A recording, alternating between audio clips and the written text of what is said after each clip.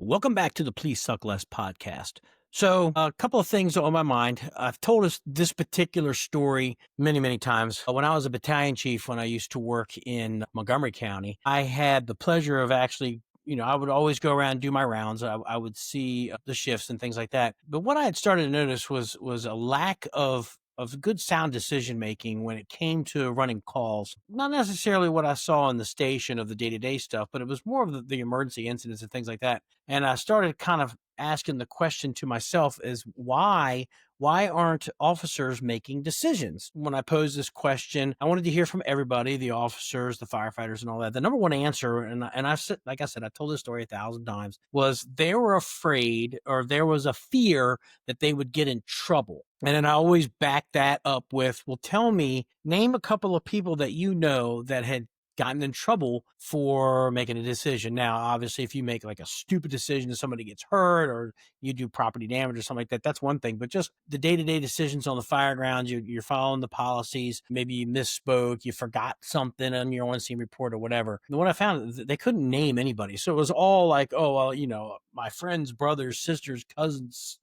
nieces, uncle heard, one of those type of things. It's just three-tiered hearsay thing. So I really never got an answer to my question. But now, as I've moved forward into my career and where I am now, and the calls that I listen to, and I do listen to a large amount of calls all over the state of full assignments and things like that. I listen to them, and what I found is that the responding chief officers, whether they're battalion chiefs or on the career side or volunteer chiefs or whatever, they're making decisions for those companies that are responding and not even giving them a chance to get on the radio and make sound decisions to move the incident forward in a correct direction. Some of the things that I've heard, hey, when you arrive on the scene, make sure you lay out from the bottom of the driveway, or hey, make sure you lay out your clapboard signees because this is a rural water supply. When it's in the policies, they don't give those officers that chance to make that decision or to make that announcement on the radio that, hey, for a water supply operation, we're going to be dropping our clapboard signees at the end of the driveway. I need all units to pump the clapboard signees. This is a pump off operation or whatever. I'm hearing these chiefs that are responding making these decisions for them. So then you kind of get into this whole, why should I say anything on the radio? The chief's just going to make the decisions for me, or he's going to make the announcement for me. And those officers are 100% correct. And then we run into, why aren't we making decisions? Well, because I don't get a chance to make decisions. One of the things that I did when I was a battalion chief, and I've told this story 1,000 times, when I was responding out of the station that I was assigned in as the battalion chief, I made sure that the captains and the lieutenants at that station knew that I'm going to be responding behind you if we're leaving the station. I'm not going to be the first person out the door. I'm going to be responding behind you guys. When you arrive on the scene, if you have a working incident or if you don't, give that initial on-scene report. Take that initial command. I'm going to park my vehicle. I'm going to find a good spot to park. I'm going to pull out my tactical worksheets and I'm going to start writing down all the units that are responding. So I'm going to be able to get ahead of my game. But I want you, the officer, to do what you would normally do if I wasn't there. And that accomplished a couple things. First and foremost, it allowed them to get a good rhythm, to be able to talk on the radio, to be able to really hone their radio skills for that initial on-scene report and then prepare themselves for the 360. But it also showed them that I trusted them to take that initial command for the first couple of minutes while I get myself situated. And that trust factor goes a long way. And I found that always worked. And then I would call them on the radio if I needed to get like a CAN report or an LCAN report. They would give that information to me. But that allowed them to make the decision, especially if they were a brand new officer. I mean, think about it. You're on a career officer and you just got promoted. How often do you get a chance to go on the scene with a working fire and to be able to give that on-scene report with the working fire? It doesn't happen that often. And if I take that away from you, well, I mean, I kind of stole your thunder. So that's kind of what I'm hearing on the radio. So my advice to you, chief officers, whether you're in the volunteer side or the career side, let your company officers make those initial decisions. Stay off the radio. If they don't do it in a timely manner, prompt them. You can say something like, Battalion 1 to Engine 12, what's your layout?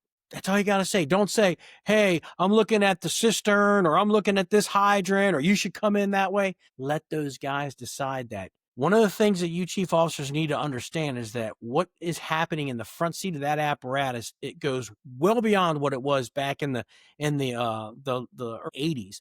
There's 1,000 things that these officers are responsible for, things that they have to say. So you're going to have to give them the time to get their shit together to be able to say what they need to say on the radio. Give them a chance, for crying out loud. Show them that you trust them. If they miss something, prompt them. Don't take it from them. And if they miss something in the 360 report, if it's critical, then ask them, hey, what about the status of the basement? If it says in the policy for something of, where the utilities are on the building, but they didn't say that on the radio, is that critical? As long as the fire doesn't involve the utilities, I'll clean that up as a chief officer when I get on the scene. So, like I always say, I'm not going to try to beat this dead horse, but for crying out loud, if you want your officers to make decisions, then for Christ's sake, let them make decisions. And if they end up stumbling a little bit, talk about it afterwards. It's a teaching moment, but don't pull the rug out from underneath them. Let them make the decisions. Allow them to make mistakes so they can learn from them. Everything should be a teachable moment.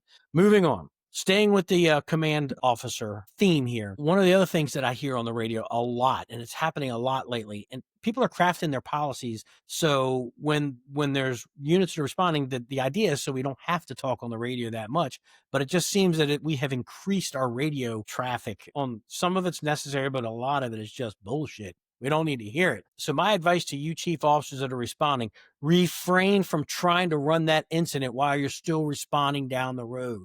Okay.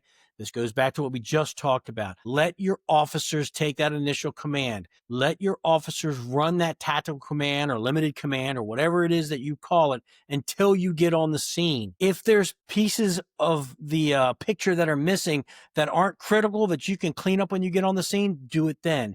If they're critical and they need to be cleaned up right now, like the status of the occupants, what's going on in the basement, is there a basement entrance, then get on the radio and prompt them for that.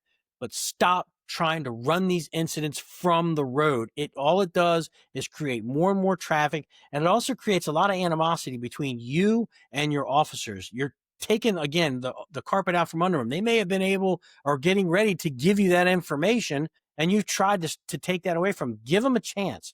So stop trying to run the incident from the road. When you arrive on the scene, take a look at the big picture. Then you can go ahead and assume the command from them. But stay off the radio unless it's critical. If you have an issue with or for whatever reason, if you feel the need that you need to talk on the radio while you're going down the road, you need to examine why. Is it because you don't trust your officers? Is it because that they aren't good and they notoriously don't give you good information? Well, I'm sorry, but that's on you.